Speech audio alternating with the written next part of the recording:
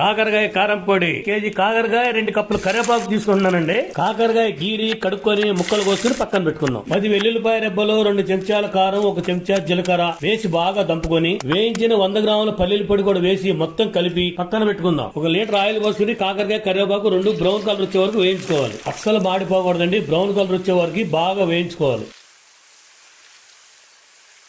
చూస్తున్నారు కదా, ఈ కలర్ వచ్చే వారికి బాగా వేయించుకుని కరివేపాకు కూడా వేయించేసుకోవాలి. ఇక ఇంతేనండి, చేతులు శుభ్రంగా కడుక్కొని ఈ కాకరకాయని కరివేపాకుని మెత్తగా పొడి చేసుకోవాలి. ఇది మరీ మెత్తగా ఉండకూడదండి, ఇట్లా కచ్చా పచ్చాగా ఉంటేనే మనం తినేటప్పుడు బాగుంటుంది అనమాట. ఇలా మెత్తగా పొడి చేసుకుంటూ 1 సగం చెంచా పసుపు, రుచికి సరిపడా ఉప్పు, ముందుగా దంచి పెట్టుకున్న కారం పొడి కూడా వేసుకుని బాగా చేతులతో కలుపుకోవాలి. ఎంత కలిపితే అంత రుచి అండి, మామూలుగా ఉండదు టేస్ట్.